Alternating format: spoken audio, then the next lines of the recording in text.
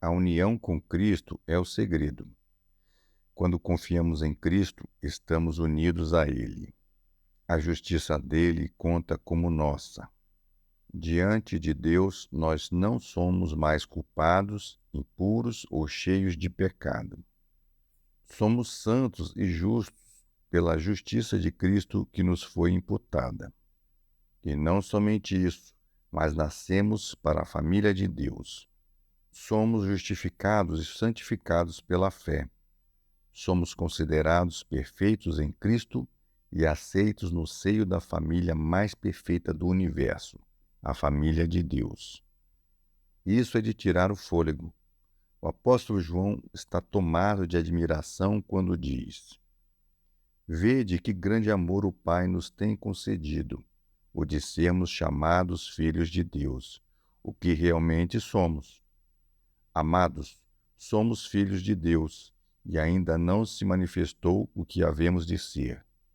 Mas sabemos que, quando Ele se manifestar, seremos semelhantes a Ele, pois o veremos como Ele é.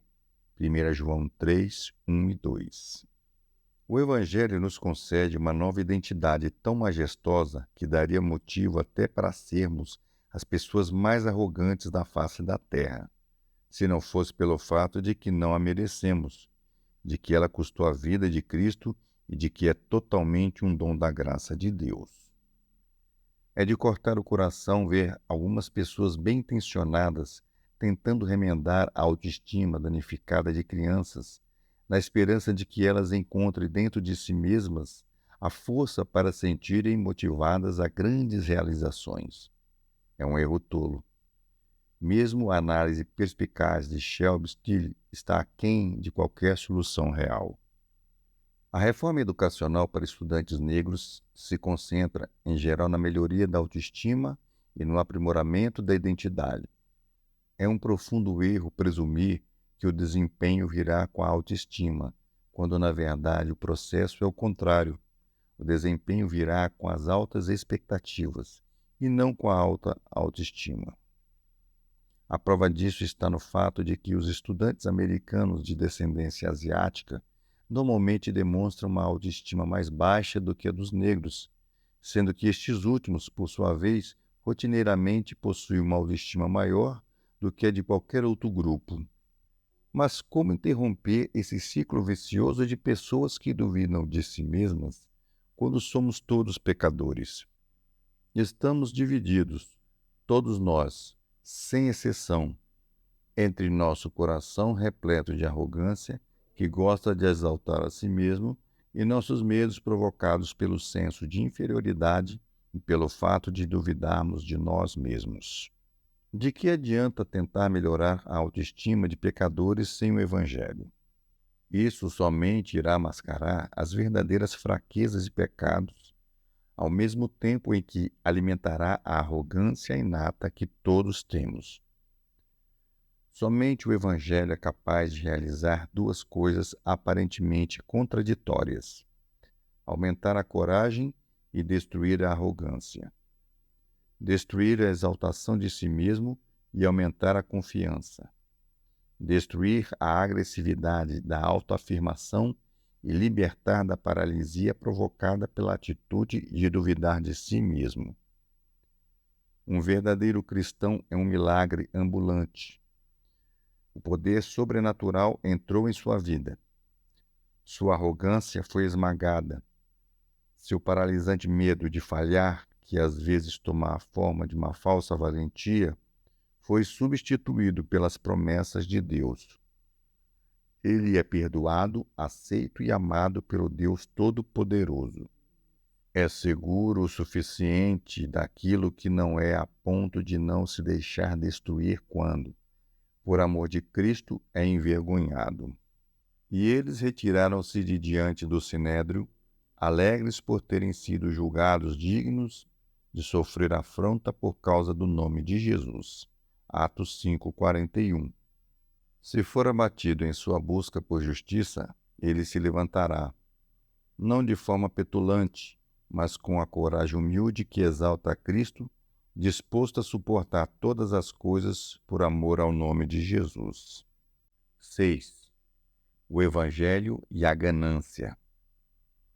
Grande parte da corrupção decorrente dos crimes e do racismo praticados entre brancos e negros é alimentada pela ganância. A expressão bíblica para isso é cobiça. Quando há 30 anos compramos um apartamento duplex no bairro mais pobre e repleto de diversidade de Minneapolis, as pessoas disseram que não estávamos fazendo um bom investimento. Afirmaram que os imóveis daquela região não iriam se valorizar, pois não era um lugar para onde as pessoas se mudavam, mas sim de onde se mudavam. Nossa resposta foi, no entanto, que a questão não era o dinheiro, mas sim nosso ministério. Não estávamos ali por dinheiro, mas sim para fazer conhecido o nome de Jesus. Se a ganância não fizesse parte do cenário americano, as relações sociais seriam radicalmente diferentes. Essa ânsia de ser rico é moral e socialmente catastrófica. Ouço esse aviso que Deus nos dá em 1 Timóteo 6, 9 e 10. Mas os que querem ficar ricos caem em tentação, em armadilhas e em muitos desejos loucos e nocivos que afundam os homens na ruína e na desgraça. Porque o amor ao dinheiro é a raiz de todos os males. E por causa dessa cobiça, alguns se desviaram da fé e se torturaram com muitas dores. As relações raciais na América estavam imersas na ruína e destruição desde o dia em que o primeiro escravo pisou em solo americano, trazido à força pela ganância dos brancos, contrariando a lei de Deus. Êxodo 21:16, Deuteronômio 24:7. E essa ganância tem gerado desde então a ruína e a destruição das relações raciais. A ganância que toma conta dos corações dos negros não é diferente da que toma conta dos corações dos brancos. A natureza pecaminosa que temos em comum se expressa de formas diferentes, de acordo com as circunstâncias em que vivemos. Há somente uma maneira de nos libertarmos da ganância para a glória de Deus, pela fé no Evangelho de Cristo. Primeiro, o Evangelho transfere nossa segurança do poder do dinheiro para as promessas de Deus. Quando depositamos nossa confiança em Cristo, nosso medo do futuro é substituído pela confiança em Deus. A mentalidade dos seguidores de Cristo é esta: se Deus é por nós, quem será contra nós? Aquele que não poupou nem o próprio Filho, mas, pelo contrário, o entregou por todos nós, como não nos dará também com ele todas as coisas? Romanos 8, 31, 32. O fato de Deus ter dado seu próprio Filho, segundo diz Paulo, garante que ele operará em todas as coisas para o nosso bem. Isso pode incluir tribulação ou angústia, ou perseguição, ou fome, ou privação, ou perigo, ou espada. Mas mesmo nesses casos, Deus é por nós, e somos mais que vencedores. Romanos 8, 31, 35, 37. Essa posição de estarmos debaixo da orientação, do cuidado soberano e da provisão de Deus gera uma libertação radical do amor pelo dinheiro. Deus promete trabalhar por nós. Não precisamos ficar ansiosos pelo amanhã. O amanhã tomará conta de si mesmo. Estamos livres para buscar em primeiro lugar o reino e deixar que todas as coisas materiais permaneçam em seu devido lugar. Mateus 6,33. Isso faz de nós servos da justiça e da harmonia racial, pois o reino é assim. Segundo, a razão pela qual podemos unir nossa voz à de Lutero e dizer: libertemo-nos dos bens e da família, e dessa vida mortal também, está no fato de Cristo ter se tornado nosso maior tesouro. Considero todas as coisas como perda, comparadas com a superioridade do conhecimento de Cristo Jesus, meu Senhor. Filipenses 3:8. Mesmo que eu perca todas as coisas que possuo e morra, eu ainda tenho Cristo. Portanto, o viver é Cristo e o morrer é lucro. Filipenses 1:21. Isso significa que não somos escravos dos bens deste mundo. Posso usá-los livremente por amor, pois não preciso deles para o meu ego ou para a minha alma.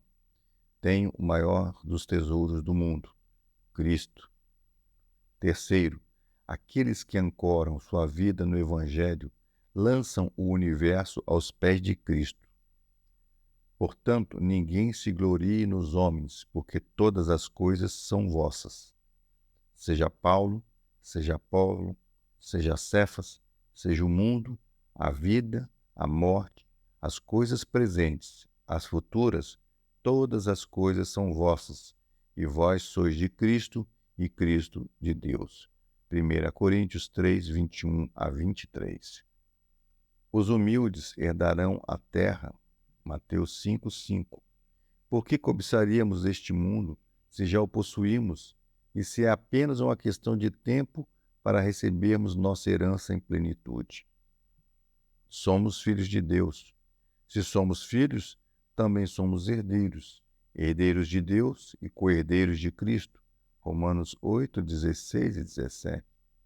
Cristo criou e possui todas as coisas. Colossenses 1,16. Portanto, os que seguem a Cristo no poder das promessas do Evangelho não acumulam tesouros na terra, mas sim no céu. Como? Ao confiar em Cristo de uma forma tão plena que na terra somos guiados pela alegria de dar e não de receber. Nós adoramos ser servos e não mestres. Gostamos de atender a necessidades, não de usar pessoas. Nosso Pai tomará conta de nós. Não temas, ó pequeno rebanho, porque é do agrado do vosso Pai dar-vos o reino. Vendei vossos bens e dai esmolas. Fazei bolsas que não envelheçam, tesouro no céu que jamais acabe, onde o ladrão não chega e a traça não destrói.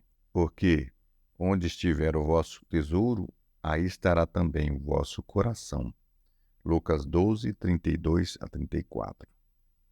O cenário racial nos Estados Unidos e a pequena parte do mundo onde você vive se transformarão de maneiras que sequer imagina, a ponto de você se ver livre do desejo de enriquecer e substituir esse desejo pela vontade de servir aos outros.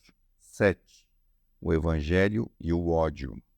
Os horrores do ódio racial e étnico são indescritíveis. Por todo o mundo, ao longo de toda a história, o massacre de vidas humanas em decorrência de hostilidades étnicas, tribais e raciais é algo que vai além da imaginação. Se você pudesse imaginar em cores vívidas, não seria capaz de suportar a visão. Do genocídio armênio na Turquia, em 1915, ao Holocausto na Alemanha, do Gulag soviético aos massacres de Ruanda, em 1994, ou ao massacre de 6 milhões de chineses, indonésios, coreanos, filipinos e indochineses pelos japoneses, a ladainha do ódio étnico é interminável. O Evangelho de Jesus quebra a espinha dorsal do ódio e da raiva e a propensão para ser uma pessoa acusadora. E faz isso das mais diversas maneiras. Mencionarei duas delas que parecem quase opostas, mas são ambas cruciais na busca por justiça e harmonia racial. Primeiro, quando recebemos a graciosa provisão divina de perdão dos nossos pecados por intermédio de Cristo, nossa inclinação de não perdoar os outros se acaba.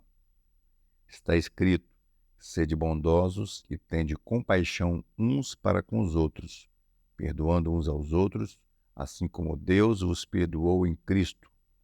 Portanto, sede imitadores de Deus como filhos amados. Efésios 4, 32, 5, versículo 1.